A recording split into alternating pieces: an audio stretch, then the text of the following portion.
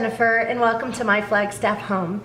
In the month of May, I showed you my vegetable garden beds, and so if you haven't seen that video, you might want to take a look at that video first, because everything was, well, there wasn't really much of a garden there. There were seeds planted, and I had some tomatoes in walls of water, and but it just looked really like two beds of dirt for the most part. Anyway, we are now toward the end of June, and my garden is growing along. It was just the beginning of the growing season last week. We start our growing season in Flagstaff at about around June 13th. That means that at that point we have a 50% chance of frost. So as you can see, we start a lot later than most people, and our growing season ends by mid-September. So anyway, I wanted to give you an update. I have only a few walls of water out there right now, and they're not for, most of them aren't out there for the purpose that walls of water are usually used. So anyway, let's go outside and take a look at my vegetable garden. So here we are outside looking at one of my garden beds, and in the front part over here we have carrots and beets growing, and those are just little, as you can see, they're kind of starting to come up. And then over here we have the purple beans, and I have several of those. I may need to thin them out. And in the back, those bigger ones there are called pyramid beans, I think. And I think it's because they were originally found by the Egyptian pyramids. So then I have peas and chard in the walls of, well, there's an edamame plant over there too, a soybean plant. So the walls of water that I have there are not for keeping anything warm, because we're warm enough now. We're only going down into the maybe upper 40s, low 50s right now at night. And so but I have some kind of bug or animal or something that likes to snip off my new plants when they're really little and tender. And so I've lost several sweet snap pea plants and edamame plants because of that. So I put the walls of water around them just to protect them until they're big enough so that they won't get eaten. So anyway, that's that garden.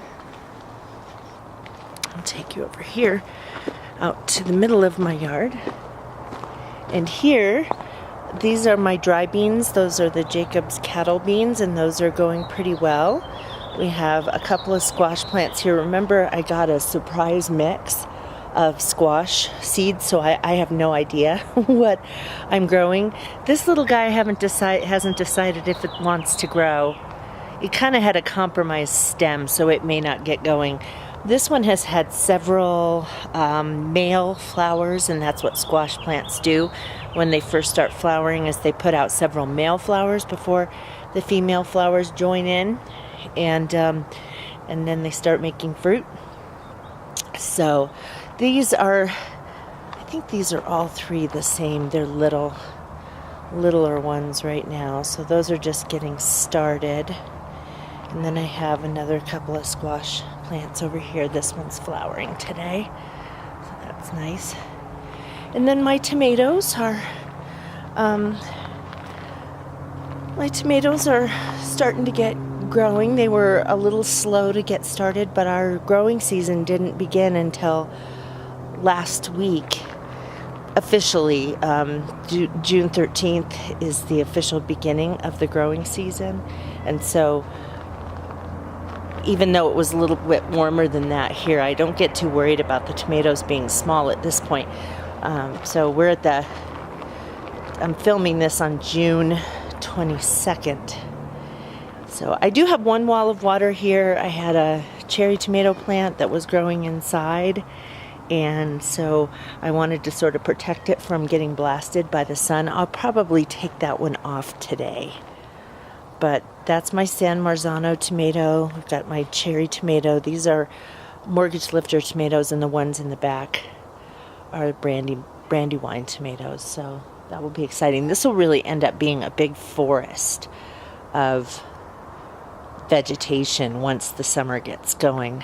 and I'll have to even kind of make sure I am pulling off the leaf suckers so that it doesn't get they don't get too crowded with vegetation, so we can keep air moving between them all. So anyway, those are, and I forgot to mention that over here in this squash bed, I just recently planted some radish seeds, so you can't see, nothing's coming up yet, but I just did that a couple days ago. And so I know it seems weird in June to have stuff that is so small at this point, but that's kind of how things are in Flagstaff. We get started later than everybody else, and then things grow like crazy, and then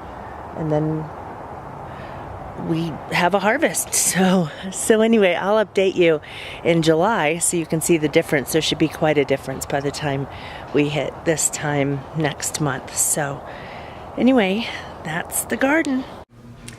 So that was my vegetable garden, and as you can see, things are coming along, but they're coming along slowly. We're just getting to the point now where our nighttime temperatures are going down into just like the low 50s. When I filmed the last video, we were still going down into the 30s and sometimes even close to freezing at night. So things should really start picking up now. Those tomatoes, even though they still look kind of spindly, they will really grow big and tall, and I'll end up with quite a forest out there if everything goes according to plan. So I will definitely give you an update in July so you can see how much things have changed in the next month. Anyway, thanks for watching. Bye-bye.